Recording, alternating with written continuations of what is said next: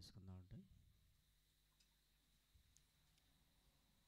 మహాకృపయు కనికరము కలిగిన మా కన్న తండ్రి, ఉన్నతమైన ఘనమైన నీ నామమునకు స్తుతులు స్తోత్రములు చెల్లిస్తున్నా. సంఘ క్షేమాభివృద్ధి కొరకైన ఈ సహవాస కూడికలో నాయన తొలి పలుకులుగా నాయన నీ దాసుని మరుగుపరుచుకొని మా స్థితిని గురించి నాయన జ్ఞాపకం చేశారు తండ్రి. తిరిగి నీ లేఖనాలలోనికి వెళుతుండగా నాయన ఆశ్చర్యకరమైన సంగతులు చూచున్నట్లుగా మా మనోనేత్రములు తెరవండి. నిలబడి ఉన్న నాలో ఏమీ లేదు నాయన, వినబడుతున్న నీ వాక్కులలో శక్తి ఉంది అని నాయన నీ పిల్లలు గ్రహించి నీ తట్టు తన హృదయాలను త్రిప్పుకొనగలిగే భాగ్యాన్ని అనుగ్రహించండి. శక్తి కలిగిన నీ మాటలు చెప్పగలిగే సామర్థ్యాన్ని అనుగ్రహిస్తూ నీ దాసుడనైనా నన్ను బలపరచండి. నీ పిల్లలను నన్ను నాయన నీ ఆత్మ సహాయానికై అప్పగించుకొనుచు క్రీస్తు నామం నీ ప్రార్థన అడిగి వేడుకొనుచున్నాము తండ్రి, ఆమేన్. ప్రేమన దేవుని వర్లారా, దేవుని మహాకృపను బట్టి ఆయన ఉన్నతమైన ప్రేమను బట్టి పరలోకమందున్న కన్న తండ్రిని స్తుతిస్తూ క్రీస్తు పేర కృతజ్ఞతాస్తుతులు చెల్లించుచున్నాను.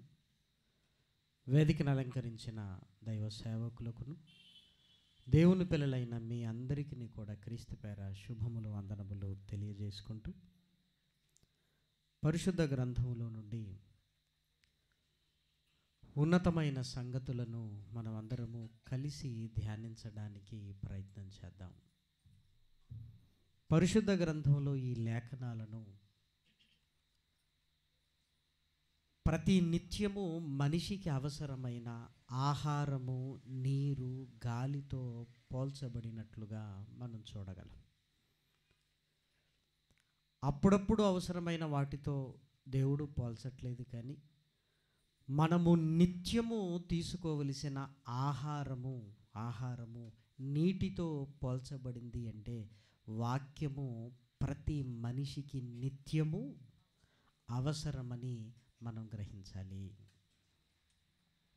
నిత్యము ఎందుకు అవసరం అంటే, శరీరంలో ఎలాంటి బలహీనత భోజనం చేయకపోతే వస్తుందో, అలాగే దేవుని వాక్యమునకు దూరమైనప్పుడు కూడా ఆత్మీయంగా మనం బలహీనంగా తయారవుతాం. ఎప్పుడైతే ఆత్మీయ స్థితిలో బలహీనంగా మనం తయారవుతామో, దుష్టుడు శోధనలను మన వైపుకు రప్పించి మనల్ని లోకములోనికి తీసుకొని వెళతాడు. అందుకే ప్రభువైన యేసుక్రీస్తు తన శిలువ రక్తము ద్వారా మనల్ని కడిగి మనల్ని ప్రత్యేకపరిచి ఒక సంఘముగా మనల్ని ఎందుకు ఒక ఇంటి వలె ఆయన మనల్ని కడుతున్నాడు అంటే, దేవుని వాక్యపు సమృద్ధి సంఘములో ఉంటుంది గనక మనం బలముగా ఉండాలి అని దేవుడు కోరుకుంటున్నాడు. ప్రేమన వారలారా, కాబట్టి లేఖనాలలోనికి వెళ్ళి నిత్య జీవానికి సంబంధించిన ఈ జీవాహారాన్ని కూడా ఈరోజు కూడా మనం భుజించగలిగితే క్రైస్తవ సమాజం లేదా సంఘం ఒక నిరీక్షణను కలిగి ఉన్నట్లుగా మనకు తెలుసు. ప్రేమన వారలారా, ఆ నిరీక్షణ ఏంటి అంటే, యేసుక్రీస్తు రెండవసారి ఈ భూమి మీదికి వస్తాడు అని. ఆ నిరీక్షణ యొక్క ఫలం ఏంటంటే, ఆయన రెండవసారి భూమి మీదికి వచ్చి మనల్ని ఆయనతో కూడా పరలోకానికి తీసుకొని వెళతాడు అనే ఒక నిరీక్షణను మనం కలిగి ఉన్నాం. ఆ నిరీక్షణను కలిగి ఉన్న మనం ఏమండి, విశ్వాసమందు స్థిరముగా ఉంటేనే నిరీక్షించగలుగుతాం. విశ్వాసం లేకపోతే నిరీక్షించటం చాలా కష్టం. కాబట్టి సంఘముగా, దేవుని పిల్లలుగా విశ్వాసములో మనం ఉండగలిగితేనే నిరీక్షించగలిగే స్థితి మనకు ఉంటుంది. విశ్వాసం లేకపోతే నిరీక్షించలేము. మనము నిరీక్షణను ముందుకు తీసుకుని వెళ్ళలేం ప్రియమైన వారలారా. కాబట్టి పరిశుద్ధ గ్రంథంలోనికి వెళ్ళి లేఖనాలను మనం చూడగలిగితే పౌలు గారు చాలా చక్కటి విషయాలను తెలియజేస్తున్నాడు. చూడండి, రోమీలకు రాసిన పత్రిక 5వ అధ్యాయము, రోమీలకు రాసిన పత్రిక 5వ అధ్యాయము 3-4 వచనాలను దయచేసి చూడండి. అయితే అంతేకాదు శ్రమ ఓర్పును, ఓర్పు పరీక్షను, పరీక్ష నిరీక్షణను కలగజేయునని ఎరిగి శ్రమలయందును అతిశయపడుదుము. ఎందుకనగా ఈ నిరీక్షణ మనలను సిగ్గుపరచదు. నిరీక్షణను గురించి మాట్లాడుతూ ప్రారంభంలో ఏమన్నాడంటే విశ్వాసాన్ని గురించి మాట్లాడుతున్నట్టుగా చూడగలం. చూడండి, మొదటి వచనం, కాబట్టి విశ్వాసమూలముగా మనము నీతిమంతులుగా తీర్చబడి మన ప్రభువైన యేసుక్రీస్తు ద్వారా దేవునితో సమాధానము కలిగియుందుము. మరియు ఆయన ద్వారా మనము విశ్వాసము వలన ఈ కృపయందు ప్రవేశము గలవారమై అందులో నిలిచియుండి దేవుని మహిమను గురించిన నిరీక్షణను బట్టి అతిశయపడుతున్నాం. అంటే విశ్వాసములో ఉంటే నిరీక్షించగలుగుతాం. ఆ నిరీక్షణను బట్టి మనము అతిశయించగలిగే స్థితి కలుగుతుంది. ఏమండి, మనం నిరీక్షిస్తున్నది యేసుక్రీస్తు రెండవ రాకడ కొరకు. మన నిరీక్షణ మనల్ని సిగ్గుపరచదు. నిజంగా మన నిరీక్షణ సిగ్గుపరచదు అని లేఖనాలను బట్టి ధైర్యంగా మనం ఉంటున్నాం. కానీ యేసుక్రీస్తు రెండవ రాకడను గురించి జాగ్రత్తగా మనం ఆలోచించగలిగితే మన పితరులు ఎదురు చూశారు, అంతకు ముందున్న వారు ఎదురు చూశారు. యేసుక్రీస్తు 2000 సంవత్సరాల క్రితం పరలోకానికి వెళ్ళిపోయిన దగ్గర నుంచి అపోస్తలులు ఎదురు చూశారు, పౌలు గారు ఎదురు చూశారు, మన పితరులు ఎదురు చూశారు, మనము ఎదురు చూస్తున్నాం. మరి ఆయన రాలేదు కదా, మరి ఆయన రాలేదు కదా. లోకమేమో క్రైస్తవులు రెండవ రాకడ అని చెప్పి అందరినీ భయపెడుతుంటారు. ఆయన వచ్చినప్పుడు భూమి మీదున్న కృత్యములన్నీ కాలిపోతాయట, సూర్యుడు నల్లబడతాడట, చంద్రుడు కాంతినివ్వడట అని ఇదిగో భయపెడుతున్నారు అని లోకం క్రైస్తవుల మాటల్ని అనగా మన మాటల్ని ఏం చేస్తున్నారంటే మీరు చెప్పేటివన్నీ కట్టుకథలు, మీరు మీ మతంలో కలుపుకోవటానికి ఇదిగో భయభ్రాంతులకు మీరు గురి చేస్తున్నారు అని లోకం భావిస్తుంది. మనమేమో యేసుక్రీస్తు వస్తాడు వస్తాడు వస్తాడని ఎదురు చూస్తున్నాం. ఎప్పటి నుంచి మనిషి ఎదురు చూస్తున్నాడు అంటే ఆయన పరలోకమునకు వెళ్ళిన దగ్గర నుంచి ఎదురు చూస్తున్నాం. ఎంతకాలం నుంచి అండి? 2024 సంవత్సరాల నుండి. ఈ కాలాన్ని బట్టి చూస్తే మనకి ఏమనిపిస్తుందంటే ఇక నేను చనిపోవటమే తప్ప ఆయన వస్తాడో రాడో. కానీ పౌలు గారు ఏమంటున్నాడు అంటే మన నిరీక్షణ మనల్ని సిగ్గుపరచదు. ఇక రాడు అన్న నిర్ణయానికి మీరు రావద్దు. మనము ఎప్పుడు సిగ్గుపరచబడము. మనం చెప్పిన మాటలు నిజం, మనం ఎప్పుడు సిగ్గుపరచబడము అంటున్నాడు ప్రేమన వారలారా. కాబట్టి మన నిరీక్షణ ఎంత బలమైనదో లేఖనాలలోనికి వెళ్ళి చూడగలిగితే నిజంగా ఏమండి నిరీక్షణ మనల్ని సిగ్గుపరచదు అని లేఖనాలను బట్టి మనం ధైర్యాన్ని కలిగి ఉండొచ్చు ప్రేమన వారలారా. దయచేసి మీరు చూడండి, అపోస్తలుల కార్యములో వ్రాయబడిన చక్కటి మాటను మనం అందరము చూడగలిగితే ప్రేమన వారలారా, అపోస్తలుల కార్యములో వ్రాయబడిన ఒక చక్కటి మాట 7వ అధ్యాయము, అపోస్తలుల కార్యములు 7వ అధ్యాయము 7వ అధ్యాయము 30వ వచనము నుండి దయచేసి చూడండి. 40 ఏండ్లైన పిమ్మట సీనాయి పర్వతారణ్యమందు ఒక పొదలోని అగ్ని జ్వాలలలో ఒక దేవదూత అతనికి కనబడెను. ఇక్కడ అతడు అనే పదం ఎవరిని సూచిస్తుంది?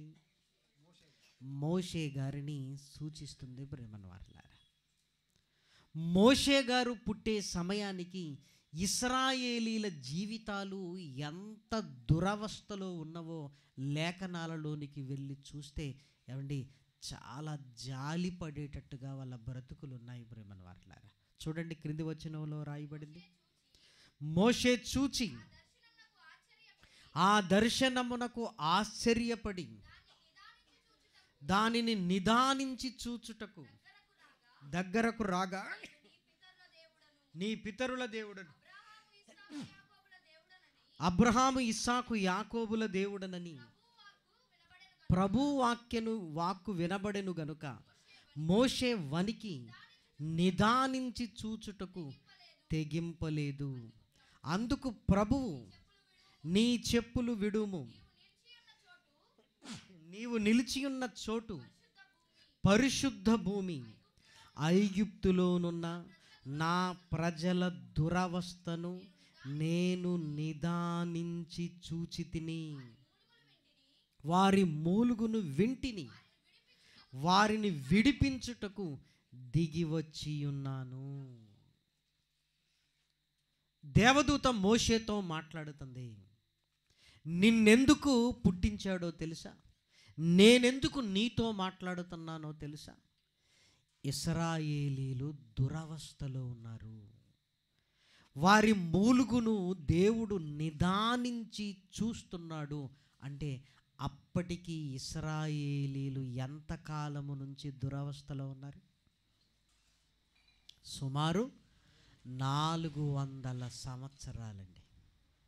400 సంవత్సరాలు. ఏమంటే చాలా జాగ్రత్తగా ఆలోచించగలిగితే, మోషే గారిని పుట్టించి మిమ్మల్ని కనాను దేశానికి తీసుకొని వెళతాను అని దేవుడు ఎప్పుడు చెప్పాడు అంటే అబ్రహాముకు చెప్పాడు. అబ్రహాము ఇస్సాకుకు చెప్పాడు. ఇస్సాకు యాకోబుకు చెప్పాడు.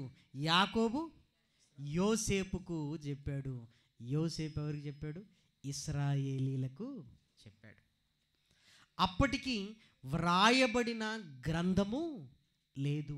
నోటి మాటగానే చెప్పిన మాటల యందు వారు నిరీక్షణ కలిగి ఉన్నారు. ప్రేమనవారులారా, అంటే దేవుడు చెప్పిన మాట నెరవేర్చడానికి ఇశ్రాయేలీలు ఎంతకాలము ఎదురు చూడవలసి వచ్చింది? 400 సంవత్సరాలు. ఏమండి 400 సంవత్సరాలు అంటే చిన్న విషయమా? మీరు ఆలోచించండి. ఆ 400 సంవత్సరాల వాళ్ళ పరిస్థితులు చూస్తే ప్రియమైన దేవుని పిల్లలారా, వారికి ఆదరణ కలిగించింది ఏంటి అంటే, దేవుడు మమ్మల్ని విడిపిస్తానని మా పితరులకు తెలియజేశాడు అని కేవలం ఆ మాటను విశ్వసించి ఎదురు చూస్తూ ఉన్నారంతే. వారు సిగ్గుపరచబడ్డారా? కానీ చాలామంది ఐగుప్తులు ఏమనుకున్నారో తెలుసా? వీళ్ళేదో నమ్ముతున్నారు, ఒక నాయకుడు వస్తాడట, వీరిని విడిపిస్తాడట అని వీళ్ళ విశ్వాసాన్ని చూసి ఏం చేశారంటే గేలి చేశారు. మా దగ్గర నుంచి మిమ్మల్ని విడిపించేవాడు ఎవడు లేడు అని. ఎందుకంటే అప్పటికే 400 సంవత్సరాలు అవుతుంది. 400 సంవత్సరాలంటే చిన్న కాలము కాదు ప్రియమైన వారలారా. తరతరాలు. ఏమండి 100 ఏళ్లకు ఒక తరం వెళ్ళిపోయినా 400 సంవత్సరాలంటే కదా, ఇంచుమించు 4-5 తరాలు వెళ్ళిపోయాయి. ఈ 4-5 తరాలలో ఉంటున్న వారి కష్టాలు కన్నీళ్ళు ఏంటంటే అవస్థ, దురవస్థ అన్నాడు. దురవస్థ అంటే అర్థం ఏంటి? అవస్థ అంటేనే బాధ, దురవస్థ అంటే భయంకరమైన బాధలో ఇశ్రాయేలీలు ఉన్నారు ప్రేమల వారలారా. వారు ఎలాంటి బాధలో ఉన్నారో లేఖనాలలోనికి వెళ్ళి మనం చూడగలిగితే నిర్గమకాండము నిర్గమకాండము నిర్గమకాండము మొదటి అధ్యాయము నిర్గమకాండము మొదటి అధ్యాయము 13-14 వచనాలను దయచేసి చూడండి. ఇశ్రాయేలీల చేత ఐగుప్తీయులు కఠినముగా సేవ చేయించుకొనిరి. వారు ఇశ్రాయేలీల చేత చేయించుకొనిన ప్రతి పని కఠినముగా ఉండెను. వారు జిగట మట్టి పనిలోను ఇటుకల పనిలోను పొలములో చేయు ప్రతి పనిలోను కఠిన సేవ చేయించి వారి ప్రాణములను విసికించిరి. చూసారా ప్రేమన వారలారా, పొలాలలో పనిచేసేవారు ఇశ్రాయేలీలే, ఇటుకల పనిలో ఉండేవారు ఇశ్రాయేలీలే, జిగట మట్టి పనిలో ఉన్నవారు ఇశ్రాయేలీలే. ఏమండి, వారి ప్రాణములను విసికించిరి అంటే శరీర కష్టము కాదు, విసుకొచ్చింది అంటే ఈ పని చేయటం కంటే చచ్చిపోతే బెటర్ అన్న స్థితిలోనికి వారు వెళ్ళిపోయారు. ప్రేమన వారలారా, మీరు ఆలోచించండి. ఏమంటే 10 మంది చేయవలసిన పనిని 5గురిని తీసివేసి, వారికి ఎక్కడ శాలరీస్ ఇవ్వాల్సి వస్తుందని తీసివేసి 10 మంది చేయవలసిన పనిని 5గురికి ఇస్తే ఎంత కష్టం. అందుకే ఉద్యోగస్తులు చాలా వాపోతుంటారు ప్రేమన వారలారా. ఎందుకంటే ఏమండి 10 మంది చేయాల్సిన పని నేను ఒక్కనే చేయాల్సి వస్తుంది. మీరు చూడండి, ఉద్యోగస్తులు సంతోషముతో ఉద్యోగానికి వెళ్ళినట్టుగా ఎవ్వరు కనిపించారు ప్రేమన వారలారా. భయం, బాధ, అమ్మో ఈరోజు ఎంత పని చేయాలి, మరలా ఎప్పుడు ఇంటికి రావాలి, మరలా ఎప్పుడు ఇంటికి రావాలి. ఇక ఇశ్రాయేలీలు ఎవరంటే ఉద్యోగస్తులు కాదు. ఉద్యోగస్తుడికే ఇంత కష్టం ఉంటే బానిసలంటే వారికి ఏ హక్కు లేదు. బానిసలంటే ఇన్ని గంటలే పని చేయాలన్న రూలేమీ లేదు. బానిసలంటే అసలు వాళ్ళు చచ్చిపోయినా వారిని పట్టించుకునే స్థితి లేదు. అసలు ఇశ్రాయేలీల జీవితం ఎలా ఎందుకు అయింది అంటే, యోసేపు అధికారిగా ఉన్నంత వరకు వీరు బాగున్నారండి. యోసేపును ఎరుగని రాజు ఒక ఆయన వచ్చాడు, అంతే వీళ్ళ కష్టాలు ప్రారంభమయ్యాయి. యోసేపు దానిని గమనించాడు. ఇదిగో ఇశ్రాయేలీలైన నా వారికి కష్టాలు మొదలయ్యాయి అని ప్రేమన వారలారా ఆది కాండములో చెబుతున్నాడు. దయచేసి మీరు చూడండి, ఆది కాండము 50వ అధ్యాయము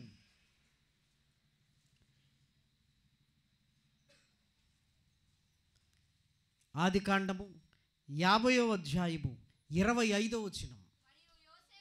మరియు యోసేపు దేవుడు నిశ్చయముగా మిమ్మును చూడవచ్చును, అప్పుడు మీరు నా ఎముకలను ఇక్కడ నుండి తీసుకొని పోవలనని చెప్పి ఇశ్రాయేలీల కుమారుల చేత ప్రమాణము చేయించుకునని యోసేపు ఎంత నమ్మకంగా చెబుతున్నాడు అంటే, దేవుడు నిశ్చయముగా మిమ్మును చూడవచ్చును. మీరేం బాధపడకండి, దేవుడు ఖచ్చితంగా మిమ్మల్ని చూడవస్తాడు. అంతేకాదు, మిమ్మల్ని ఇక్కడి నుంచి విడిపించి తీసుకొని వెళతాడు.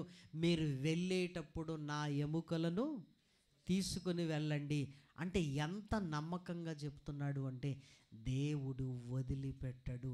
ఇక్కడికి తీసుకొని వచ్చింది ఆయనే, ఇక్కడి నుంచి మిమ్మల్ని తీసుకొని వెళ్ళేది కూడా ఆయనే. చూసారా, ఇశ్రాయేలీలు ఒక నిరీక్షణ కలిగి ఉన్నారు. ఆ 400 సంవత్సరాల భయంకరమైన కఠినమైన సేవలో వారికి ఉన్న ఆదరణ ఏంటో తెలుసా? దేవుడు నిశ్చయముగా మనల్ని చూడవస్తాడు, ఇక్కడి నుంచి మనల్ని తీసుకొని వెళతాడు.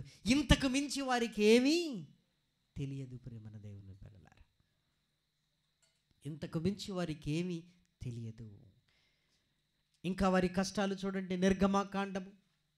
నిర్గమాకాండములో రాయబడిన మాటలు చూడండి. నిర్గమాకాండము 5వ అధ్యాయము, నిర్గమాకాండము 5వ అధ్యాయము 8వ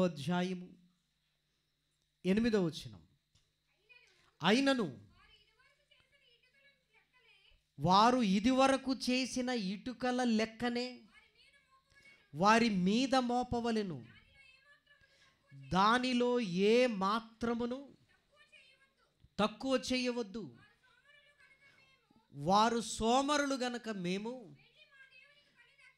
వెళ్ళి మా దేవునికి బలి అర్పించుటకు సెలవు నిమ్మని మొరపెట్టుచున్నారు. ఆ మనుషుల చేత ఎక్కువ పని చేయింపవలెను, దానిలో వారు కష్టపడవలెను. ఏమంటే అప్పటి వరకున్న పనిగాక మేము అరణ్యములోనికి వెళ్ళి మా దేవునికి బలర్పించుకుంటామంటే, ఇదిగో పని ఎగ్గొట్టి వెళ్ళిపోతాననుకుంటున్నారు. వారు మరలా మనల్ని అడగకుండా ఇంకా ఏం చేయమంటున్నాడు? పని పెంచండి అంటే ఇటుకల లెక్కను పెంచండి. ఆ ఇటుకలను కాల్చడానికి గడ్డిని ఇవ్వద్దు. వారే ఏం చేయాలి? సమకూర్చుకొని వచ్చి ఇటుకలను కాల్చాలి. ఎప్పటి లెక్క అప్పుడే అప్పగించాలి. ఏమంటే పని ఆనందంతో చేయాలి తప్ప పని విసుగుతో చేస్తే ఎలా ఉంటుంది ప్రియమైన వారలారా? ఇశ్రాయేలీల పరిస్థితిని గురించి అన్నాడు చూడండి. 6వ అధ్యాయము 9వ వచనం. అలాగు చెప్పెను, అయితే వారు మనోవ్యాకులమును బట్టియు కఠిన దాసత్వమును బట్టియు మోషే మాట వినరైరి. మోషే మాట వినరైరి. మనోవ్యాకులము ఏమంటే భయంకరమైన ఆ పని చేసి ఇళ్ళకు వెళ్ళిపోయి కూలబడి పెద్దవాళ్ళు ఎవరైనా ఉంటే వాళ్ళ దగ్గరికి వెళ్ళి, తాత, నాన్న, ఏంటి మన జీవితాలు ఇంత భయంకరంగా తయారైనాయి? ఏంటి మన జీవితాలు? మన పితరుల దేవుడు అబ్రహాము, ఇస్సాకు, యాకోబుల దేవుడు అసలు ఉన్నాడా అంటే అప్పుడు వాళ్ళను ఆదరించడానికి పెద్దలు చెప్పే ఒకే ఒక్క మాట ఏంటో తెలుసా? రే, దేవుడు చాలా గొప్పవాడురా. ముసలితనములో మన పితరుడైన అబ్రహాముకు ఇస్సాకును ఇచ్చాడురా. ఆ అబ్రహాముతోనే దేవుడు సెలవిచ్చాడు. ఏమనో తెలుసా? 400 సంవత్సరాల తర్వాత నేను నీ సంతానమును విడిపిస్తానని దేవుడు ఎవరికి చెప్పాడు? అబ్రహాముతో చెప్పాడురా. ఆయన ఖచ్చితంగా మనల్ని విడిపిస్తాడు. ఆ మాట వింటున్నప్పుడు అమ్మయ్య, ఏదో ఒక రోజు మాకు విడుదల కలుగుతుంది అని మరలా రేపటి మీద ఆశ కలిగేది ప్రేమన వారలారా. వారికి ఆశ. ఇదిగో యోసేపు గారు ఏం చెప్పాడో తెలుసా? దేవుడు నిశ్చయముగా మిమ్మును చూడవచ్చును అని చెప్పాడురా. లేఖనాలు ఖచ్చితంగా నెరవేరుతాయి బిడ్డ. అలా మాట్లాడొద్దు. దేవుడు చూచుచున్న దేవుడు, మన మూలుగులు వినుచున్న దేవుడు. ఈ కష్టాలు, కన్నీళ్ళు ఎంతో కాలము మనకు ఉండవు. ఇవే మాటలతో ఆదరించుకునేవారు. ఈ మాటలు వింటున్నప్పుడు రేపటి మీద ఆశ కలిగి మరలా తెల్లవారగానే పనుల్లోనికి వెళ్ళి మరలా పని చేసేటప్పుడు వాళ్ళు మనసులో పెట్టుకునే ఒకే ఒక్క మాట ఏంటో తెలుసా? ఎంతో కాలము ఈ కఠినమైన దాసత్వము మాకు ఉండదు కదా. పిల్లవాడు జ్వరంతో బాధపడుతున్నప్పుడు యాంటీబయాటిక్ పోయడానికి వెళ్ళగానే వాడు చాలా తాగలేక ఇబ్బంది పడుతుంటే తల్లి ఏమని ఓదారుస్తుందో తెలుసా? ఒరే 3 రోజులేరా, 4 రోజులేరా, మరి తర్వాత అమ్మంటే ఇక ఇది ఉండదురా, నీ ఇష్టం. వాడు ఎందుకు తాగుతాడో తెలుసా? 4 రోజుల తర్వాత ఇది ఉండదు అని. ఒకవేళ తాగకపోతే అన్నాడు అనుకోండి, అప్పుడు మనం ఏం చెప్తాం తెలుసా? నువ్వు తాగేంత వరకు డాక్టర్ గారు రాస్తూనే ఉంటారు. అంటే ఇది తాగితేనే ఏమవుతుంది, పోద్ది అని వాడు మెంటల్గా ఫిక్స్ అవుతాడు. ప్రేమను వారలారా, ఏడ్చుకుంటేనే ఏమంటాడు తెలుసా? నీళ్ళు తీసుకురా అంటాడు. ఎందుకు? ఈ చేదు తాగిన తర్వాత ఏం చేయాలి? లేదంటే ఒక దాంట్లో సిరప్ పట్టుకు ఇంకొక దాంట్లో తేనె రెడీగా పెట్టు అంటాడు. ఎందుకు? నాలిక తీపి. అంటే పిల్లవాడికి కూడా 4 రోజుల తర్వాత ఇది లేదు అనగానే ఎంత రిలీఫో తెలుసా? ఇశ్రాయేలీల జీవితాలలో కూడా అదే ప్రేమన దేవుని పిల్లలారా, అదే కదా. మన పిల్లలకు కూడా మనం చెప్తుంటాం, ఒరేయ్ ఈ కష్టాలు కన్నీళ్ళు ఎంతో కాలం మనకు ఉండవురా. యోసేపుకు ఎవరు చెప్పారంటే యాకోబు చెప్పాడు. ప్రేమన వారలారా, యాకోబుకు ఎలా తెలుసో లేఖనాలలోనికి వెళ్ళి మనం చూడగలిగితే ఆదికాండము 46వ అధ్యాయం, ఆదికాండము 46వ అధ్యాయం 2వ వచనాన్ని దయచేసి చూడండి. అప్పుడు రాత్రి దర్శనములయందు దేవుడు యాకోబు యాకోబు అని ఇశ్రాయేలును పిలిచెను. అందుకతడు చిత్తము ప్రభువా నేను, ఆయన నేనే దేవుడను, నీ తండ్రి దేవుడను, ఐగుప్తునకు వెళ్ళుటకు భయపడకుము, అక్కడ నిన్ను గొప్ప జనముగా చేసేదను, నేను ఐగుప్తునకు నీతో కూడా వచ్చేదను, అంతేకాదు నేను నిశ్చయముగా నిన్ను తిరిగి తీసుకెళ్ళేది నేనే, మరలా తీసుకొని వచ్చేది నేనే. యాకోబు గారు ఇది మైండ్లో పెట్టుకొని యోసేపుకు చెప్పాడు, ఒరేయ్ నువ్వు రమ్మనగానే వచ్చాననుకుంటున్నావా? ఒకవేళ నా దేవుడు వద్దంటే ఇటువైపు వచ్చేవాడిని కూడా కాదు. ప్రవక్తలు చూసారా? మరలా దేవుడు నిశ్చయముగా ఇక్కడి నుంచి తీసుకొని వెళతాడు. యాకోబు గారి నిరీక్షణ, దేవుడు ఖచ్చితంగా ఇశ్రాయేలీలను తీసుకుని వెళతాడు. ఎందుకంటే ఆయన మాట ఇచ్చాడు, ఆయన మాట తప్పనివాడు. యోసేపు గారికి అదే నమ్మకం ఉండిపోయింది. ప్రేమన దేవుని పిల్లలారా, మరి అబ్రహాము గారితో ఏం చెప్పాడో మీరు చూడగలిగితే ఆదికాండములో వ్రాయబడిన మాట చూడండి. ఆదికాండము పరిశుద్ధ గ్రంథంలో వ్రాయబడిన మాట 15వ అధ్యాయము, ఆదికాండము 15వ అధ్యాయము 13-14 వచనాలు. ఆయన నీ సంతతి వారు తమది కాని పరదేశమందు, అంటే ఐగుప్తులో నివసించి ఆ దేశపు వారికి దాసులుగా ఉందురు. వారు 400 ఏండ్లు వీరిని శ్రమ పెట్టుదురు. వీరు ఎవరికి దాసులవుదురో ఆ ఐగుప్తు జనమునకు నేనే తీర్పు తీర్చుదును. తరువాత వారు మిక్కిలి ఆస్తితో బయలుదేరి మరలా వచ్చెదరు. అప్పటికి ఇస్సాకు పుట్టలేదు, అప్పటికి యాకోబు లేడు, ఇశ్రాయేలీలే లేరు.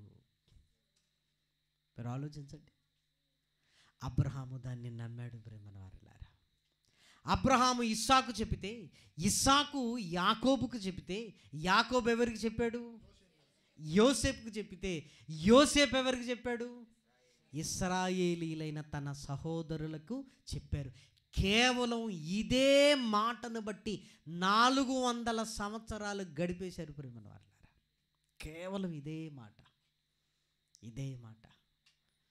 పిల్లలు వెళ్ళి అమ్మా, ఈరోజు ఐగుప్తీయులు ఎంత శ్రమ పెట్టారో చూడమ్మా, ఎలా కొట్టారు అని యవన కాలపు పిల్లలు వాళ్ళు వీపులను చూపితే తల్లి చెప్పి ఒకే ఒక్క మాట, ఈ కష్టాలు కన్నీళ్ళు ఎంతో కాలం ఉండవురా, ఉండవు. ఏమవుద్దమ్మా, దేవుడు నిశ్చయముగా మనల్ని చూడవస్తారా, మనల్ని విడిపిస్తాడురా, విడిపిస్తాడు. నొప్పులు పడుతున్న స్త్రీకి తల్లి చెప్పి ఒకే ఒక్క మాట ఏంటి, అమ్మా ఇవి ఎంతో సేపు ఉండదమ్మా, ఉండదు. చూసారా, ఇశ్రాయేలీలో ఆ కఠినమైన దాసత్వాన్ని అనుభవించడానికి, వారు ఇంకా బ్రతకడానికి ఒకే ఒక్క మాట వారికి ఆధారమైంది. వాళ్ళ నిరీక్షణ ఏంటంటే, మమ్మల్ని విడిపించే నాయకుడు ఒకరు ఖచ్చితంగా వస్తారు. ఎప్పుడు వస్తాడో తెలియదు, ఎలా వస్తాడో తెలియదు, వచ్చి ఏం చేస్తాడో తెలియదు. కానీ ఏం నిరీక్షణ, మొత్తానికైతే వస్తాడు. నిజంగా విశ్వాసం అంటే అదే ప్రియమైన దేవుని పిల్లలారా. అన్నీ తెలుసుకున్న తర్వాత విశ్వాసానికి అర్థం ఏమైనా ఉందా?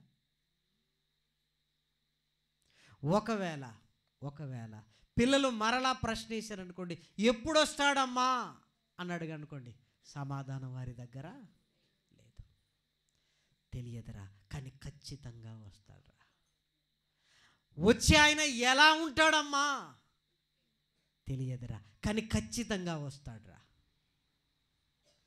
మరి ఫరో చేతిలో నుంచి ఎలా విడిపిస్తాడమ్మా మనల్ని తెలియదురా, కానీ ఖచ్చితంగా విడిపిస్తాడురా. మీరు ఆలోచించండి, ఎంత విశ్వాసం అండి వాళ్ళకి, ఎంత విశ్వాసం ఆలోచించండి. ఇంతకీ వీళ్ళందరూ ఎదురు చూస్తున్నది, నిరీక్షణ కలిగింది, 400 సంవత్సరాలు శ్రమను అనుభవించింది యేసుక్రీస్తు కొరకు కాదు ప్రేమన వారలారా. ఎవరి కొరకు? మోషే గారి కొరకు ప్రేమన దేవుని పిల్లలారా, మోషే గారి కొరకు. మీరు ఆలోచించండి, వీరి నిరీక్షణ వారిని సిగ్గుపరిచిందా? లేదు. ఒకరోజు రానే వచ్చింది, మోషే జన్మించాడు ప్రేమన దేవుని పిల్లలారా. ఏమండి, దేవుని వాగ్దానాలు, దేవుని మాటలు ఖచ్చితంగా నెరవేరుతాయి. ఎన్ని 100 సంవత్సరాలైనా ఆయన మాట తప్పనివాడు. ఆయన తన వాగ్దానాల విషయములో వెనక తీసేవాడు కాదు ప్రేమన దేవుని పిల్లలారా. అబ్రహాముకు నీ సంతానాన్ని ఇసుక రేణు వల్ల చేస్తాను అన్నాడు. అబ్రహాము గారు చనిపోయాడు. అబ్రహాము గారు చనిపోయిన తర్వాత ఆయనకి ఇచ్చిన వాగ్దానం ఏంటి అనుకున్నాడా? అనుకోలేదు. 70 మంది సుమారుగా ఐగుప్తు దేశానికి వెళ్ళారు. బయలుదేరే సమయానికి ఎంతమంది ఉన్నారు?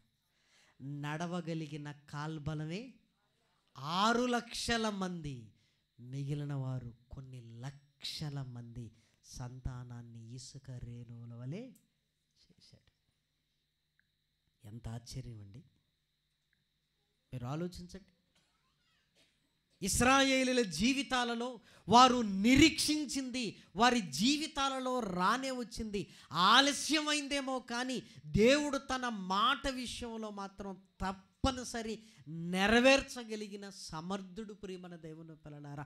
అబ్రహాముకు చెప్పిన మాట, యాకోబుకు చెప్పిన మాట, యోసేపుకు చెప్పిన మాట, ఇశ్రాయేలీలకు చెప్పిన ఆ ఒకే ఒక్క మాట ఇశ్రాయేలీల లక్షల మందికి ఆధారమైంది ప్రియమైన దేవుని పిల్లలారా. అందరూ ఒకరినొకరు ఏమని ఆదరించుకునేవారో తెలుసా? ఒరేయ్, ఈ కష్టాలు ఎంతో కాలము ఉండవురా, ఉండవు, ఎంతో కాలం ఉండవు. వస్తాడు, మనల్ని విడిపిస్తాడు. ఈ మాట వారిలో ధైర్యాన్ని కలిగించి బ్రతుకు మీద ఆశను రేపింది.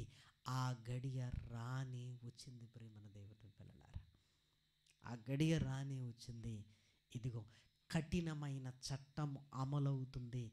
మోషే పుట్టాడు ప్రియమైన దేవుని పిల్లలారా. ఏ కఠినమైన చట్టం అమలవుతుంది? ఇశ్రాయేలీలో మగ పిల్లవాడిని ఏం చేయాలి? ఆ నైలు నదిలో పడవేయాలి. అప్పుడు ఏం జరుగుతుందో చూడండి. నిర్గమాకాండము మొదటి అధ్యాయము, నిర్గమాకాండము మొదటి అధ్యాయము 22వ వచనం. అయితే ఫరో హెబ్రీలలో పుట్టిన ప్రతి కుమారుని నదిలో పారవేయుడి, ప్రతి కుమార్తెను బ్రతకనీయుడి అని తన జనులందరికీ ఆజ్ఞాపించెను. ఇశ్రాయేలీలో మగపిల్ల పుడితే ఏం చేయాలంటే నదిలో పారవేయండి. ఆ టైంలో ఎవరు పుట్టారండి? మోషే గారు పుట్టారు. ప్రేమన దేవుని పిల్లలారా, ఏమండి, ఇప్పుడు చాలా జాగ్రత్తగా మీరు ఆలోచించగలిగితే 3 నెలలు దాచిన తర్వాత మోషేను తల్లిదండ్రులు ఏం చేశారు? దాయలేక ఎక్కడ వేశారు? ఎక్కడ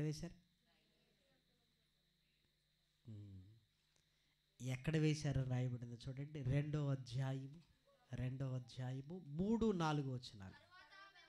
తరువాత ఆమె వానిని దాచలేక వాని కొరకు ఒక జమ్ము పెట్టె తీసుకుని దానికి జిగటమన్నును కీలును పూసి అందులో ఆ పిల్లవానిని పెట్టి ఏటి ఒడ్డున జమ్ములో దానిని ఉంచగా, నదిలో వేసిందా, ఏటి ఒడ్డున పెట్టిందా?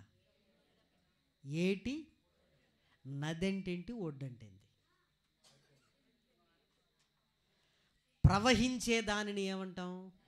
నది. ఏటి ఒడ్డు అంటే నదులు కూడా అక్కడక్కడ పాయలుగా విడిపోతాయి. మన దేవుని పిల్లలారా, ఆ పాయలుగా ఉన్నప్పుడు ఏమంటే ప్రవహించే నీటి స్థితి అక్కడ ఉండదు. దాన్ని ఏమంటారు? గట్టు, ఒడ్డు, ఏటి ఒడ్డున. మరి మోషేను నదిలో పారవేయక ఎందుకు ఏటి ఒడ్డున పెట్టారు? ఆజ్ఞ ఏంటి? నదిలో పారవేయాలని. తల్లిదండ్రులు ఏం చేశారు? ఏటి ఒడ్డున పెట్టారు. ఇక్కడ చాలా జాగ్రత్తగా ఆలోచించగలిగితే సాధారణంగా మోషే జీవితాన్ని మనం చదువుతున్నప్పుడు మనం ఎలా ఊహించుకుంటామంటే, అందరినీ నైలు నదిలో పడేశారు, మోషే గారిని కూడా నైలు నదిలో వేశారు. మోషే గారు ఇలా వెళ్ళిపోతుంటే మిరియాము గారు ఏం చేస్తున్నారు? చూస్తున్నారు అని. కానీ మోషే గారిని నదిలో వెయ్యలేదు. ప్రేమల వారలారా, ఒకవేళ నదిలో వేసుంటే మోషే గారు చనిపోయేవాడు. ప్రేమల వారలారా, మరి ఏటి ఒడ్డున ఎందుకు పెట్టారు అని లేఖనాలలోనికి వెళ్ళి మనం ఆలోచించగలిగితే, హెబ్రీలకు రాసిన పత్రిక 11వ అధ్యాయము, 23వ వచనాన్ని దయచేసి చూడండి. మోషే పుట్టినప్పుడు అతని తల్లిదండ్రులు ఆ శిశువు సుందరుడై ఉండుట చూచి విశ్వాసమును బట్టి రాజు ఆజ్ఞకు భయపడక అంటే మోషే తల్లిదండ్రులలో ఏముందంటే విశ్వాసం ఉంది. ఆ విశ్వాసాన్ని బట్టి రాజు ఆజ్ఞకు వారు భయపడలేదు.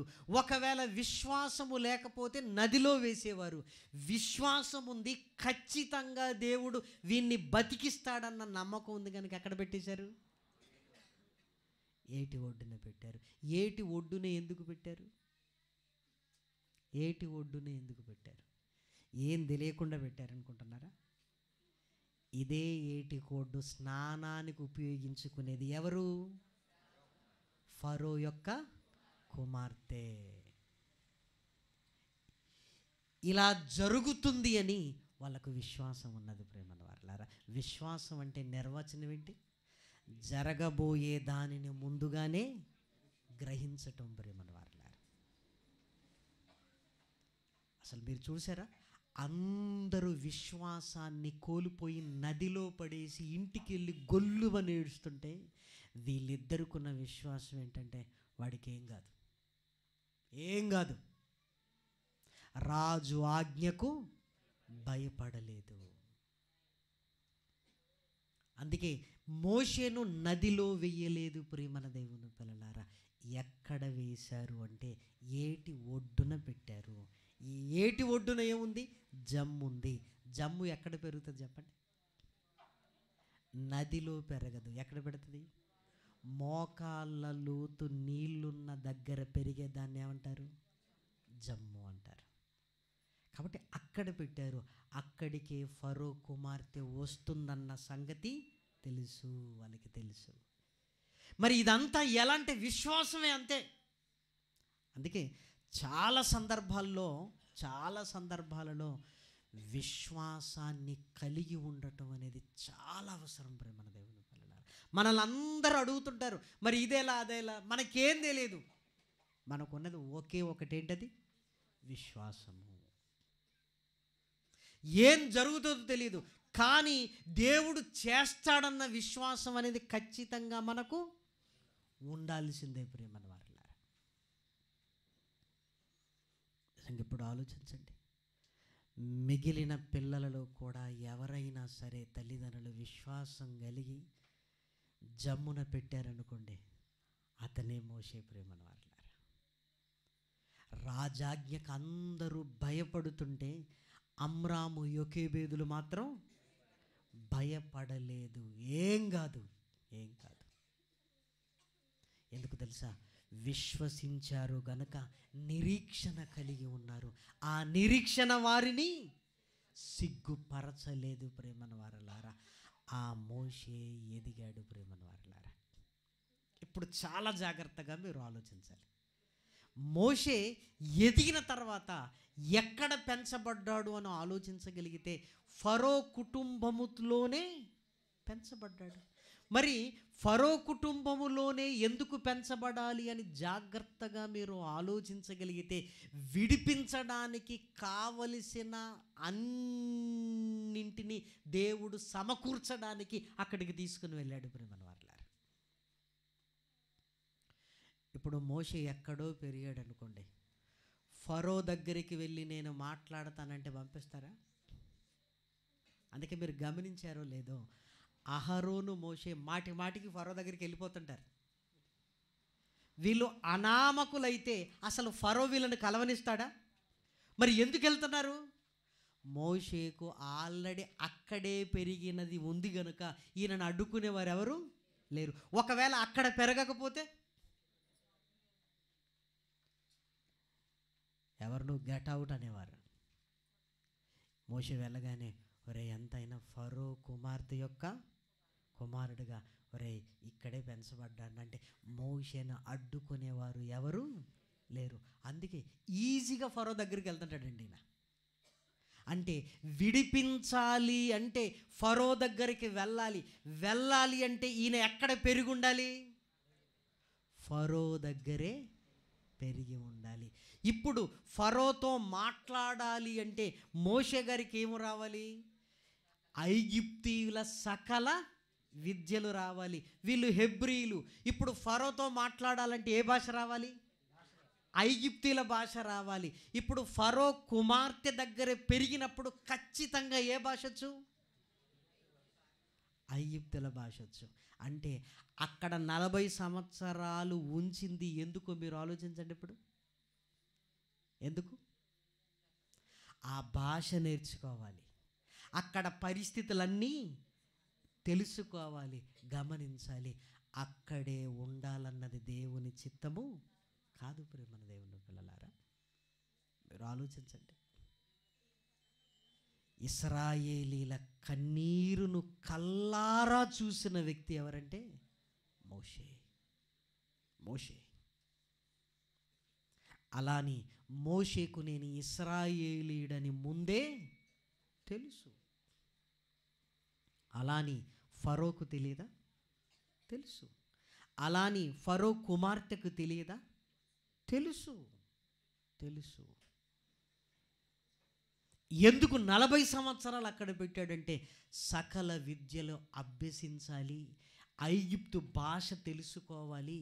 ఇదిగో ఆయనకు ఫరో దగ్గరికి వెళ్ళే చనువు రావాలి. ఏమండి, ఇవన్నీ జరగాలి ప్రేమన దేవుని పిల్లలారా. మీరు ఆలోచించండి, దేవుని ప్రణాళిక ఎంత గొప్పది. విశ్వాసమును బట్టి రాజు ఆజ్ఞకు భయపడక నదిలో పడేశారంటే భయపడ్డారు, ఇక అయిపోయింది అని. కానీ విశ్వాసమును బట్టి రాజాజ్ఞకు భయపడలేదు గనుక ఏటి ఒడ్డున జమ్ములో పెట్టారు. ఫరో కుమార్తె వచ్చి నా కొరకు పెంచమంది, అంతే. ఆయన ఫరో కుమార్తె కొరకు పెంచుతున్నప్పుడు ఐగుప్తీయుల సకల విద్యలను ఆయన అభ్యసించాడు. అందుకే ఫరో దగ్గరికి వెళతానంటే ఆయనను ఆపేది ఎవరు లేరు ప్రియమైన దేవుని పిల్లలారా. ఆపేది ఎవ్వరూ లేరు. మీరు ఆలోచించండి, ఒకవేళ మోషే నేను ఫరో దగ్గరికి వెళతాను అన్నాడు అనుకోండి, భటులు వెంటనే ఏం చేస్తారు? అయ్యా ఇదిగో మోషే గారు వచ్చారు, మరి ఏం చేయాలి అనగానే ఇప్పుడు ఫరో ఏం చేస్తాడు చెప్పండి? కూతురుకు ఫోన్ చేయాలి. ఇప్పుడు అమ్మ ఎవరు వచ్చారు? నువ్వు పెంచుకున్న కొడుకు వచ్చాడు, పంపమంటావా అన్నాడు అనుకోండి, నాన్న పంపడానికి వీల్లేదు, రమ్మను.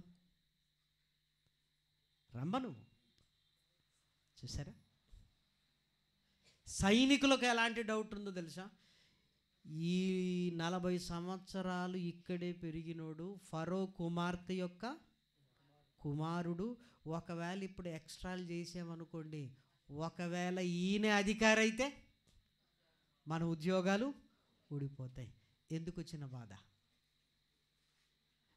మిగిలిన వారి విషయంలో ఉన్నట్టుగా మోషే విషయంలో ఉండలేరు ప్రేమన వారలారా.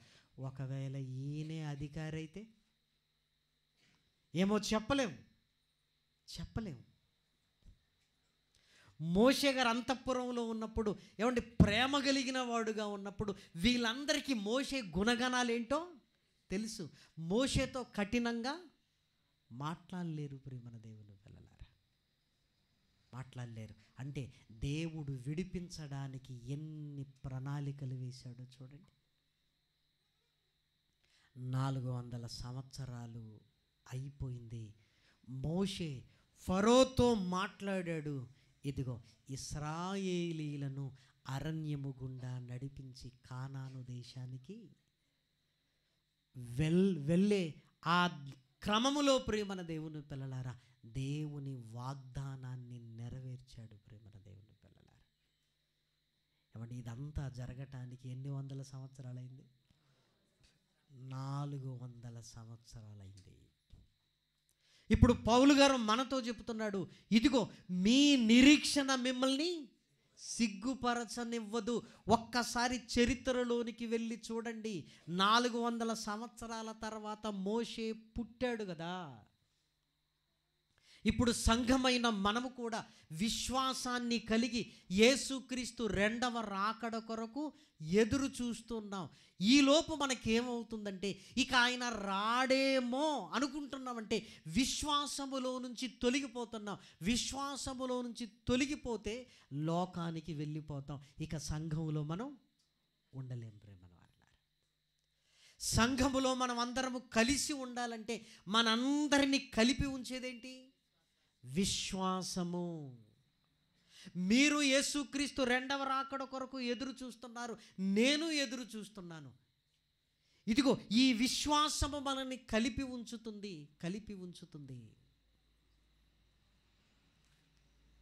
పౌలు గారు అంటున్నాడు, లేదు, ఆయన ఖచ్చితంగా వస్తాడు.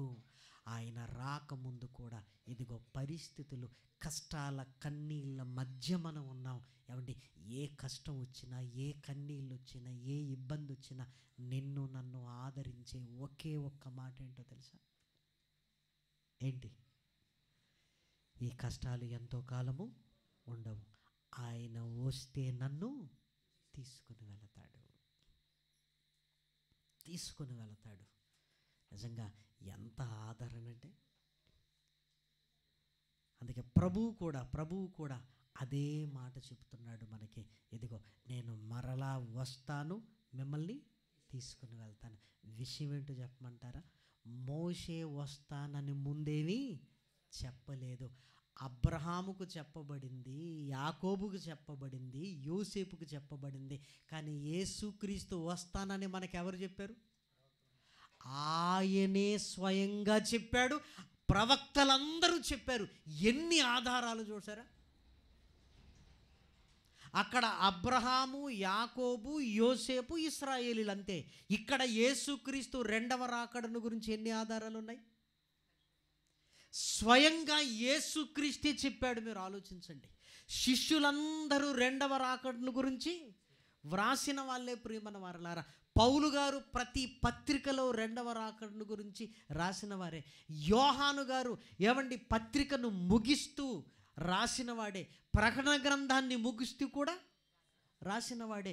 యేసుక్రీస్తే వచ్చి ఆయన మనకు చెబుతున్నప్పుడు ఆయన రాడా? ఖచ్చితంగా వస్తాడు ప్రేమన వారలారా. మీరు ఆలోచించండి. ఏమండి వస్తాడు కానీ ఆయనకు రూటు తెలియదండి అనుకుందామా? ఆల్రెడీ ఒకసారి వచ్చి వెళ్ళిపోయాడు. ఆల్రెడీ ఒకసారి వచ్చి వెళ్ళిపోయిన ఆయనకి రెండోసారి రావటం ఏమన్నా ప్రాబ్లమా? చాలా ఈజీ, చాలా సులువు ప్రియమైన దేవుని పిల్లలారా. అందుకే మన నిరీక్షణ ఎప్పుడు సిగ్గుపరచదు. అందుకే కష్టాలు, కన్నీళ్ళు దేవునిలో ఉన్నప్పుడు ఉంటాయి. అప్పుడు ఏం చేయాలంటే మనం గదిలోనికి వెళ్ళొద్దు ప్రియమైన దేవుని పిల్లలారా. గదిలోనికి వెళ్ళినప్పుడు దుష్టుడు ఏం చేస్తాడో తెలుసా? ఇదిగో ఈ కష్టాలు, కన్నీళ్ళు ఇక నీ జీవితంలో నుంచి పో, చచ్చిపో అంటాడు వాడు. అందుకే చావాలనుకున్నవాడు ఎక్కడికి వెళ్తాడు? గదిలోనికి వెళ్ళి తలుపులు వేసుకుంటాడు. మరి మనం ఎక్కడికి రావాలి? బయటికి వెళ్ళాలి. బయటికి వెళ్ళి ఒక్కసారి ఆకాశాన్ని చూడాలి. ఆకాశాన్ని చూడాలి. ఆకాశాన్ని ఎందుకు చూడాలంటే మన కొరకు రావలసిన ఆయన ఎక్కడి నుంచి రావాలి? నాయనా నువ్వు వస్తే నా కష్టాలన్నీ పోయినట్టే, నా కష్టాలన్నీ పోయినట్టే కదా. ఆకాశంలో ఏం కనిపిస్తుంటాయి? మేఘాలు కనిపిస్తుంటాయి. ఆ మేఘాలను చూస్తున్నప్పుడు ఏమనుకోవాలి? దేవా నన్ను తీసుకెళ్ళడానికి వాహనాన్ని నువ్వు రెడీ చేసి ఎక్కడ పెట్టావు? నా ఇంటి ముందే పెట్టావయ్యా. నువ్వు రావటం, నేను మేఘం ఎక్కటం, నీ దగ్గరికి రావటం, ఈ కష్టాలు నాకు ఎంతసేపు అనుకున్నప్పుడు ఎంత ధైర్యంగా ఉంటుందో తెలుసా? చాలా ధైర్యంగా ఉంటాం ప్రేమను వారలారా. అందుకే నిరీక్షణ కలిగి ఉంటే ప్రేమను వారలారా మన కష్టాలను, కన్నీళ్లను ఇంకొకరితో చెప్పటం కూడా మానేస్తాం. ఎందుకంటే నా ప్రభువు వస్తాడు, నన్ను తీసుకొని వెళతాడు, నన్ను తీసుకొని వెళతాడు, నన్ను తీసుకొని వెళతాడు అనటానికి ఇదిగో నన్ను తీసుకొని వెళ్ళే మేఘాలు నా ఇంటి దగ్గరే ఉన్నాయి, నా ఇంటి దగ్గరే ఉన్నవి. నా ప్రభువు ఆకాశ గగనాన్ని చీల్చుకొని నా దగ్గరికి వస్తాడు. ఈ కష్టాలు, ఈ కన్నీళ్ళు, ఈ ఇబ్బందులు ఎంతో కాలము నాకు ఉండవు. ఎందుకంటే ఈరోజు కూడా దేవుని కొరకు బ్రతుకుతున్నప్పుడు ఎన్నో ఇబ్బందుల పాలు చేస్తున్నాడు. ఐగుప్తీయులు ఎలా ఇశ్రాయేలుని కష్టపెట్టారో దేవుని కొరకు మనం బ్రతుకుతున్నప్పుడు దుష్టుడు కూడా మన జీవితాలలోనికి శోధనలను, కష్టాలను, నష్టాలను, ఇబ్బందులను తీసుకొని వస్తుంటాడు. కానీ నీ నిరీక్షణ మాత్రమేంటి? ఎంతో కాలము ఇది ఉండదు. నా ప్రభువు వస్తాడు, నన్ను తీసుకెళ్తాడు. మీ పిల్లల్ని హాస్టల్లో జాయిన్ చేస్తారు. వాడు ఏడుస్తూ బాధపడుతున్నాడు అనుకో, వాడికి చెప్పే మాట ఏంటి చెప్పండి? ఒరే ఈరోజు ఏమనరా అడగగానే వాడు ఏమంటాడు? ఈరోజు గురువారం నాన్న అంటారు. శుక్ర, శని, మళ్ళీ ఆదివారం నేను వచ్చేదేనే. నువ్వు ఉండేది ఎన్ని రోజులు రా? 2 రోజులు. ఆదివారం నేను వస్తాను కదా, ఎలాగో సెలవే కదా. వాడు వెంటనే వెళ్తాను నాన్న అంటాడు. మళ్ళీ ఆదివారం కూడా నేను చదువుకున్నానా అంటాడు. అప్పుడు మళ్ళీ ఏం చెప్తాను తెలుసా? ఇదిగో జనవరి 26 సెలవేనా, మళ్ళీ వస్తాను. మళ్ళీ ఆ రోజు అన్నాడు అనుకోండి, మళ్ళీ ఏమంటాం? ఏముందిరా ఆదివారం, మళ్ళీ వస్తూనే ఉండే. ఏమండి ఇలాని వాడు చదివే అయిపోద్ది ప్రేమల వారులారా. చూసారా, వాడు చదివే అయిపోద్ది ప్రేమల వారులారా. ఏమండి, నిన్ను నన్ను ఆదరించేది ఏంటో తెలుసా? నువ్వు విశ్వాసాన్ని కోల్పోవద్దు.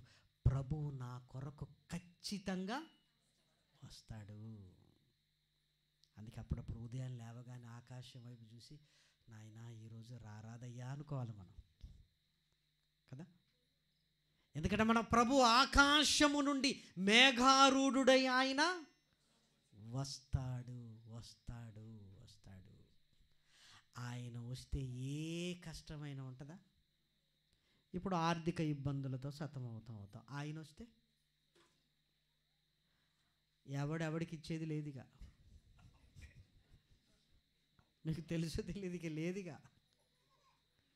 ఆయన వస్తే ఇంకేముంది ఇంకా? అబ్బాయి అంత ఆనందంగా ఉందండి కదా. ప్రభువా నువ్వు వస్తే అమ్మయ్యా ఎంత ఆనందం. నాయన కేసులు ఉన్నాయనుకోండి, నాయన ఒక్కసారి నువ్వు రా నాయన, నువ్వు వస్తే జడ్జే నీ ముందు నిలబడాలి నాయన. నేను వాని ముందు నిలబడటం ఏంటి? ఏమండి, ఇలా మనం అనుకుంటే ఎంత ఆనందంగా ఉంటామో తెలుసా? చాలా ఆనందంగా ఉంటాం. కాకపోతే ఏంటంటే రాత్రి పడుకునేటప్పుడు సమస్యలు గుర్తొస్తాయి, తెల్లవారు లేవగానే సమస్యలు గుర్తాయి. మరి ప్రభు వస్తాడన్న సంగతి మనం మర్చిపోయాం కనుక ఆనందం లేదండి. రేపటి నుంచి ఆలోచించండి, మాటి మాటికి ఆకాశం వైపు చూడాలి. రానాయన నువ్వు వస్తే ఈ గొడవే పోద్ది. భర్త తాగుతుంటాడు, ఏందో నా జీవితం, అది కాదు. ప్రభా రాయ్యా నువ్వు వస్తే ఈ బాధే ఇంకెక్కడిది బాధ, ఇంకెక్కడి బాధ? మీరు ఆలోచించండి.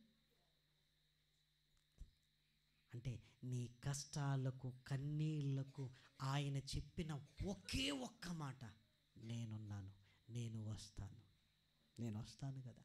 ఇదే మాటతో మనల్ని ఆదరిస్తున్నాడు ప్రేమన వారలారా. దయచేసి మీరు చూడండి, తెస్సలోనికలకు రాసిన మొదటి పత్రిక, తెస్సలోనికలకు రాసిన మొదటి పత్రిక 4వ అధ్యాయము 17వ వచనము. ఆ మీదట సజీవులమై నిలిచియుండు మనము వారితో కూడా ఏకముగా ప్రభువును ఎదుర్కొనుటకు ఆకాశ మండలమునకు మేఘముల మీద కొనిపోబడుదుముగాక. మనము సదాకాలము ప్రభువుతో కూడా ఉందము. కాబట్టి మీరు ఈ మాటల చేత ఒకనికొకడు ఆదరించుకొనుడి అన్నాడు. ఇశ్రాయేలీల నిరీక్షణ వారిని సిగ్గుపరచనప్పుడు మన నిరీక్షణ కూడా మనల్ని సిగ్గుపరచదు. 2000 2500 సంవత్సరాలైనా ఆయన మాట తప్పనివాడు ప్రేమన దేవుని పిల్లలారా. ఆయన మాట తప్పనివాడు ప్రేమన వారలారా. అందుకే యేసుక్రీస్తు నందు విశ్వాసం ఉంచటం నువ్వు చాలా ముఖ్యం ప్రేమన దేవుని పిల్లలారా. ఆ విశ్వాసాన్ని కోల్పోతే లోకపు పాపములోనికి వెళతాం. లోకంలో ఉన్నవాడికి నిరీక్షణ లేదు. మరి సంఘములో ఉన్న నీకు నాకు నిరీక్షణ ఉంది. అందుకే తొందరపడకూడదు. అందుకే దుష్టుడు ఏం చేస్తాడో తెలుసా? ఆయన రాకడకు పరిస్థితులన్నీ దగ్గర పడుతుంటే మనల్ని సంఘములో నుంచి ఎలా లోకములోనికి తీసుకొని వెళ్ళాలని ఆలోచిస్తుంటాడు ప్రేమల వారలారా. మనల్ని సంఘములో నుంచి ఎలా బయటికి తీసుకొని వెళ్ళాలి అని ఆలోచిస్తుంటాడు. ఎందుకు? సంఘములో ఉంటే విశ్వాసాన్ని కలిగి నిరీక్షణ కలిగి ఉంటాం. ఆ విశ్వాసాన్ని నిరీక్షణ కలిగి ఉంటే ఆయనతో పాటు ఆయన సింహాసనం మీదకి వెళతావు. తనకు దక్కని సింహాసనము నీకు కూడా దక్కడానికి వీలు లేదు. కాబట్టి ఏం చేయాలి? యేసుక్రీస్తు ఆ రాకడకు ముందు సంఘములో ఉంటున్న మనల్ని ఏం చేయాలి? సంఘములో నుంచి బయటికి తీసుకొని వెళ్ళాలి. అందుకే విశ్వాసాన్ని పోగొట్టే ప్రయత్నాలు చేస్తుంటాడు. అది చాలా జాగ్రత్తగా మనం కలిగి ఉండాలి ప్రేమల వారలారా. ఒకరు సంఘములోనికి వస్తున్నారు అంటే ఏమండి, అది దీవెన, అది ఆశీర్వాదము వారికి. ఒకడు సంఘములో నుంచి బయటికి వెళుతున్నాడు అంటే శాపగ్రస్తుడు ప్రేమను వారలారా, శాపగ్రస్తుడు ప్రేమను వారలారా. ఒకడు సంఘములో నుంచి బయటికి వెళుతున్నాడంటే తన ఉగ్రతను తనే సమకూర్చుకుంటున్నాడు ప్రేమన దేవుని పిల్లలారా. మీరు ఆలోచించండి. కాబట్టి సంఘములోనికి వచ్చిన నీకు నాకు ఒక నిరీక్షణ ఉంది. ఆయన వస్తాడు, ఖచ్చితంగా మనల్ని తీసుకొని వెళతాడు. ఆయన వస్తాడు అనటానికి గ్యారెంటీ ఏంటంటే ఇశ్రాయేలీలకు లేని సూచనలు ఈరోజు మనకున్నవి. యేసుక్రీస్తు రెండవ రాకడకు ముందు జరిగే సూచనలు. అవన్నీ జరుగుతున్నాయా లేదా? జరుగుతున్నాయి. మరి సూచనలు జరుగుతున్నప్పుడు ఆయన రాడని ఎందుకు అనుకోవాలి? ఆయన రాడని ఎందుకు అనుకోవాలి? మీరు ఆలోచించండి. మోషే అంతఃపురంలో పెరిగి విడిపించడానికి ఎలా నాయకుడయ్యాడో, యేసుక్రీస్తు మానవ ఆకారాన్ని ధరించుకొని మనలా బ్రతికి మనల్ని విడిపించడానికి తన పావన రక్తాన్ని మన కొరకు చిందించాడు. మోషే విడిపించడానికి నీళ్లను రక్తముగా చేస్తే ప్రియమైన వారలారా, యేసుక్రీస్తు తన ఒంట్లో ఉంటున్న నీటిని, రక్తాన్ని ధారపోశాడు ప్రేమన దేవుని పిల్లలారా. ఏమండి, ఇంత రక్షణ మనకిచ్చిన ఆయన మనల్ని తీసుకొని వెళ్ళకుండా రాకుండా ఎందుకుంటాడు ప్రేమన వారలారా? కాబట్టి ఆ నిరీక్షణను కలిగిన మనము ప్రేమన వారలారా విశ్వాసము కలిగి సంఘముతో ఉంటూ ఒకరినొకరు ఏం చేసుకోవాలి? ఆదరించుకోవాలి. ఒకరినొకరు ఏం చేయాలి? పురికొల్పుకోవాలి. చివరి మాటగా దయచేసి మీరు చూడండి. పరిశుద్ధ గ్రంథంలో వ్రాయబడిన చక్కటి మాట ప్రియమైన దేవుని పిల్లలారా, హెబ్రీలకు రాసిన పత్రిక 10వ అధ్యాయము, హెబ్రీలకు రాసిన పత్రిక 10వ అధ్యాయము 23వ వచనము నుండి, వాగ్దానము చేసిన వాడు నమ్మదగిన వాడు గనుక మన నిరీక్షణ విషయమై మనము ఒప్పుకొనినది నిశ్చలముగా పట్టుకొందము. కొందరు మానుకొనుచున్నట్టుగా సమాజముగా కూడుట మానక ఒకనినొకడు హెచ్చరించుచు ఆ దినము సమీపించుట మీరు చూచిన కొలది మరి ఎక్కువగా అలాగూ చేయుచు ప్రేమ చూపుటకును సత్కార్యములు చేయుటకు ఒకనినొకడు పురికొల్పవలనని ఆలోచింతము.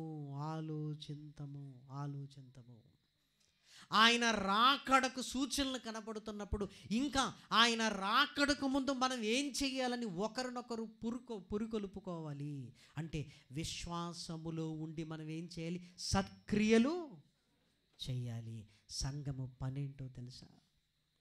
విశ్వాసాన్ని కలిగి ఉండటం, ఈ విశ్వాసములోనికి అనేకులను నడిపించటం. ప్రియమైన దేవుని పిల్లలారా, నువ్వే విశ్వాసాన్ని కోల్పోతే ఇదిగో విశ్వాసము లేని వారిని ఇక నడిపించేది ఎవరు ప్రియమైన దేవుని పిల్లలారా? కాబట్టి ఆయన ఖచ్చితంగా వస్తాడు, అందులో అనుమానము లేనే లేదు ప్రియమైన దేవుని పిల్లలారా. మోషే వచ్చాడు కదా 400 సంవత్సరాల తరువాత. యేసుక్రీస్తు ఆల్రెడీ వచ్చాడు కదా భూమి మీదికి. రెండవసారి రావటం అనేది ఏమండి, అది క్షణం చాలు ప్రియమైన వారలారా. కానీ ఆ క్షణం ఎప్పుడో ఎవరము చెప్పలేము. మరి ఎందుకు ఆలస్యం చేస్తున్నాడంటే అనేకుల రక్షణ నిమిత్తం ప్రియమైన వారలారా. కాబట్టి నువ్వు నేను విశ్వాసాన్ని పోగొట్టుకోవాలని ఆయన ఆలస్యం చేయట్లేదు. నువ్వు నేను విశ్వాసములో ఉండి అనేకులను దేవుని దగ్గరికి నడిపించాలని ఆయన దీర్ఘశాంతము కలిగి రావటానికి ఆలస్యము చేస్తున్నట్లుగా మనకు అనిపిస్తుంది ప్రేమన వారలారా. కానీ ఆయన రావటం అనేది తథ్యం ప్రేమన దేవుని పిల్లలారా. మన కష్టాలకు, మన కన్నీళ్లకు, మన ఆత్మీయుల మరణాలకు ఎన్నింటికి సమాధానం ఒకటి, ఆయన వస్తే ఈ బాధలు ఏమీ ఉండవు ప్రేమన దేవుని పిల్లలారా. ఏమీ ఉండదు. ఒక తాగుబోతోడు ఎప్పట్లానే వచ్చాడు, భార్యను కొట్టడానికి సిద్ధపడుతున్నాడు. ఎప్పుడు అరిచేది, నన్ను కొట్టకయ్యా అని కాళ్ళ మీద పడి వేళ్ళ మీద పడేది. ఇది ఏమనట్లేదు. వాడికి తాగింది దిగిపోయినంత పని అయిపోయింది. ఎందుకు ఎప్పుడు అరిచేది, బ్రతిమిలాడేది, బయట కురికేది ఏంటి? బాధ పెట్టదు ప్రేమన దేవుని పిల్లలారా. కాబట్టి ఈ నిరీక్షణ కలిగి విశ్వాసముతో సంఘమైన మనం ముందుకు వెళ్ళాలి అని ప్రభు ప్రేమను బట్టి మిమ్మల్ని అందరినీ కోరుకుంటూ ఈ మాటలు నేను ముగిస్తున్నాను. ప్రార్థన చేసుకుందాం. మహాకృపయు కనికరము కలిగిన మా కన్న తండ్రి, చక్కటి నీ మాటల చేత నాయన విశ్వాసములో బలపడి నాయన నిరీక్షణతో నాయన నీ వైపు చూడగలిగే భాగ్యాన్ని అనుగ్రహించండి. సంఘములో ఐక్యమత్యమును అనుగ్రహించండి.